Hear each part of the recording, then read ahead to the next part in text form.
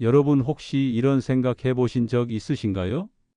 평생 자식만 바라보며 살아왔는데 정작 나이 들어 돌아보니 내 인생은 없었던 것 같다 하는 생각 말입니다. 남편과 함께 고생하고 자식 키우느라 하루하루가 전쟁 같았는데 어느새 머리가 희끗해지고 주름이 늘어난 얼굴만 남아 있더라 하는 마음 말입니다. 저도 주변에서 이런 이야기를 정말 많이 들었습니다. 어머니 아버지 세대가 다 그렇지요.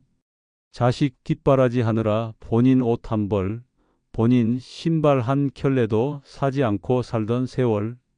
그런데 막상 나이 들어 돌아보니 자식들은 각자 삶이 바쁘고 부모의 희생은 기억 속에서 희미해지고 결국 남은 건 쓸쓸한 뿐이었다고요. 오늘 이야기는 바로 그런 한 어머니의 이야기입니다. 아마 들으시는 분들 중에도 나와 닮았다 하고 느끼실 분이 많으실 겁니다. 올해 70이 넘으신 김영자 할머니는 젊은 시절부터 부지런하고 성실하기로 소문이 나 있었습니다. 22살에 결혼해서 남편과 함께 작은 가게를 꾸려나가며 두 남매를 키웠습니다. 새벽 5시면 일어나 가게 문을 열고 밤늦게까지 장사를 하며 하루하루를 이어갔습니다. 아이들이 잘 먹고 잘 배우는 것만이 유일한 소원이었지요. 큰딸은 공부를 잘해 서울로 대학을 갔습니다. 학원비며 자취방 보증금을 대느라 집을 팔고 빚까지 지기도 했습니다. 작은 아들은 어릴 때부터 몸이 약해 병원비가 많이 들었는데 그때마다 영자 할머니는 손에 쥔 금반지를 팔고 아끼던 장롱을 내다 팔면서라도 버텼습니다. 그렇게 자식들만 바라보며 살다 보니 정작 본인 노후 준비는 할 틈조차 없었습니다. 남편이 먼저 세상을 떠나던 날, 장례식장에서 홀로 남은 영자 할머니는 그래도 내 옆에는 자식들이 있겠지 하고 스스로를 위로했습니다. 그런데 세월이 흐르자 기대했던 모습은 점점 사라졌습니다. 어느 날 큰딸이 조심스레 말을 꺼냈습니다. 엄마 이제 연세도 있으시고 혼자 사시는 게 위험해 보여요. 차라리 요양원에 들어가시면 어떨까요? 거기서 친구분들도 사귀시고 전문적인 도움도 받으실 수 있잖아요. 겉으로는 그럴듯한 제안이었습니다. 하지만 속내는 곧 드러났습니다.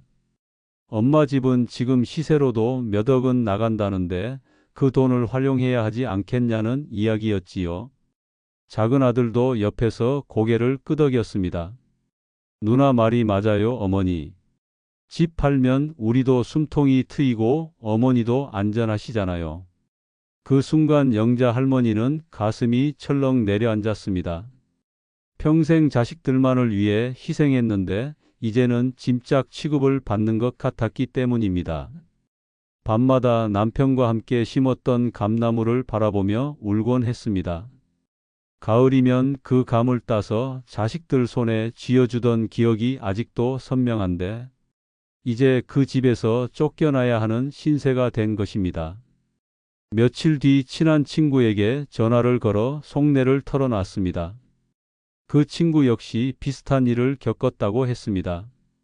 사업 실패한 아들에게 전 재산을 도와주었는데 오히려 연락이 끊겼다는 이야기였습니다. 전화기 너머에서 함께 울던 두 사람의 목소리에는 깊은 허무함이 묻어 있었습니다. 그때 영자 할머니는 깨달았습니다. 자식은 분명 소중하지만 결국 내 인생은 내 몫이라는 것을요. 누구도 대신 살아주지 않는다는 사실을 늦게서야 실감했습니다. 그날 이후 영자 할머니는 경로당을 찾아가 보기 시작했습니다.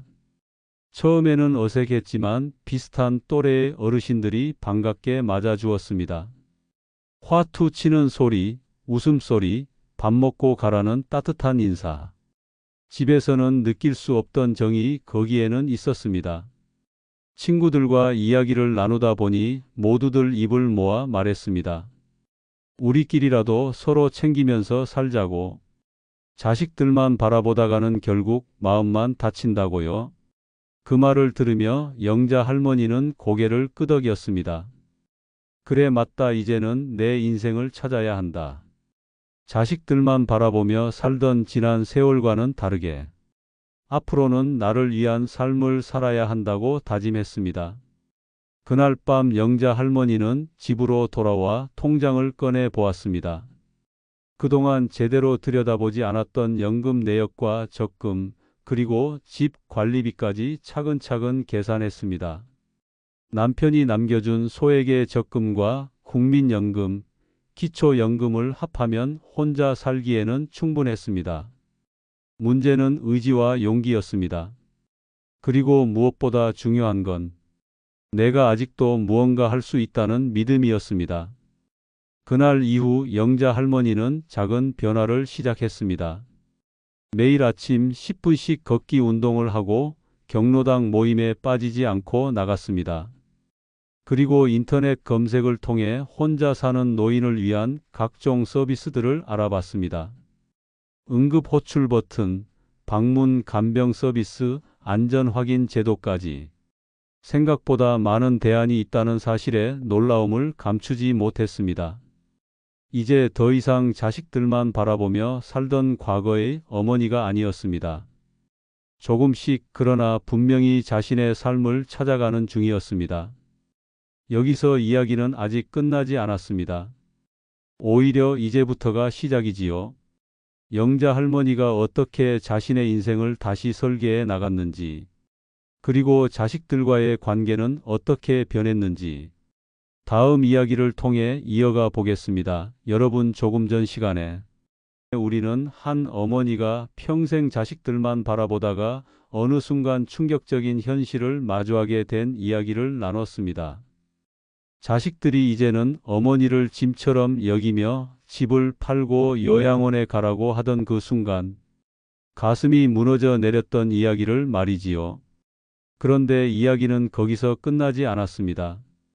오늘은 그 후의 이야기입니다. 바로 자립생활을 시작하면서 어떤 변화가 찾아왔는지, 그리고 자식들과의 관계가 어떻게 바뀌었는지를 들려드리겠습니다. 영자 할머니는 자식들의 차가운 말을 들은 뒤 며칠 동안 잠을 이루지 못했습니다. 하지만 어느 순간 이렇게 생각했습니다. 내 인생을 다시 세워야겠다. 이대로 주저앉을 수는 없다. 그날부터 할머니는 작은 실천을 시작했습니다. 아침이면 동네 공원을 걸었고, 경로당에서 친구들과 만나 수다도 떨고 함께 식사도 했습니다. 예전에는 자식들 뒷바라지 하느라 늘 허겁지겁 살았는데, 이제는 하루가 내 것이 된 기분이었습니다. 생활비를 꼼꼼히 계산해 보니 연금과 소액 적금만으로도 근근히 살 수 있겠다 싶었습니다. 하지만 거기서 멈추지 않았습니다. 내 손으로 돈을 벌어보고 싶다는 마음이 들었습니다. 어릴 적부터 남편과 함께 장사도 해봤고 손재주도 좋은 편이었기에 자신은 있었습니다. 경로당에서 만난 친구에게 이런 얘기를 흘린 적이 있습니다. 내가 반찬을 좀 해서 나눠줄까? 그랬더니 그 친구가 눈을 반짝이며 말했습니다.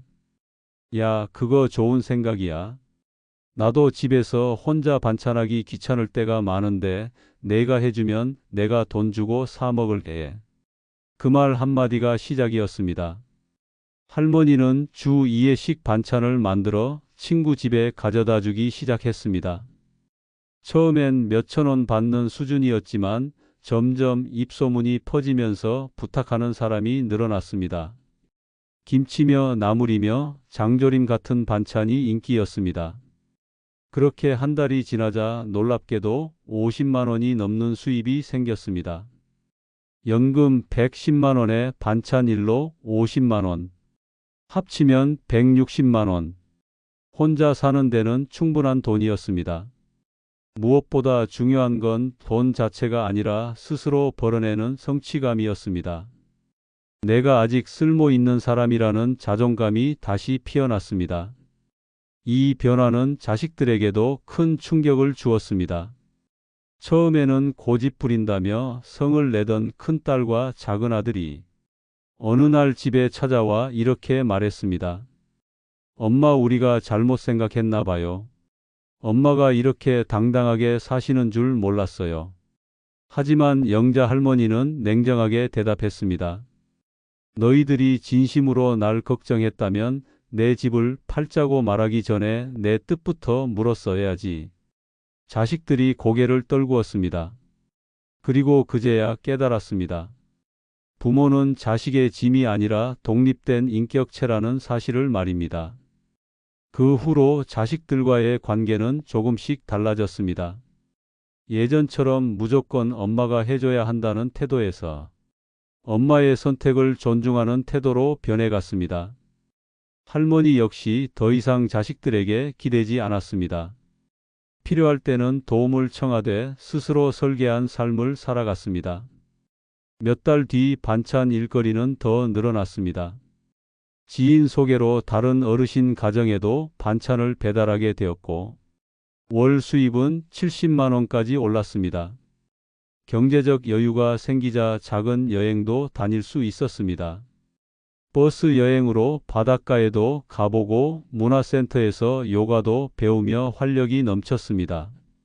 그런데 놀라운 건 돈이 아니라 마음의 변화였습니다.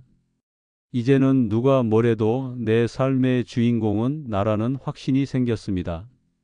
자식들에게 상처받던 마음도 조금씩 치유되었습니다. 무엇보다 자립의 기쁨이 모든 걸 이겨내게 했습니다. 여러분 생각해 보세요. 우리가 평생 자식만 바라보다가 정작 나이 들어 손에 남는 게 아무것도 없다면 얼마나 허무하겠습니까? 그렇다고 자식들을 원망만 하고 살 수도 없는 노릇입니다. 결국 답은 내 안에 있습니다. 스스로 내 삶을 지키고 선택하고 책임지는 것, 그것이야말로 진짜 노후 준비 아닐까요? 영자 할머니의 이야기는 비단 한 사람의 사연이 아닙니다. 우리 주변 곳곳에서 들을 수 있는 이야기입니다. 자식들만 바라보다 충격을 받고 그러나 다시 일어나 자기 삶을 찾아가는 부모 세대의 이야기이지요. 혹시 지금 화면을 보시는 분들 중에도 비슷한 고민을 하시는 분이 계실 겁니다. 나도 이제는 내 인생을 살아야 하지 않을까? 자식이 전부가 아니라 내 삶에도 가치가 있지 않을까? 여러분, 그렇습니다. 나이는 숫자에 불과합니다. 마음먹기에 따라 언제든 새로운 시작을 할 수 있습니다. 오늘 이 이야기가 누군가에게는 용기가 되고, 누군가에게는 눈물이 되고, 또 누군가에게는 새로운 결심이 되기를 바랍니다. 오늘도 끝까지 들어주셔서 감사합니다. 여러분의 공감과 응원이 저에게는 큰 힘이 됩니다. 구독과 좋아요 잊지 마시고, 무엇보다 댓글로 여러분의 이야기를 나눠주세요. 여러분의 경험과 생각이 누군가에게 큰 위로와 깨달음이 될 수 있습니다.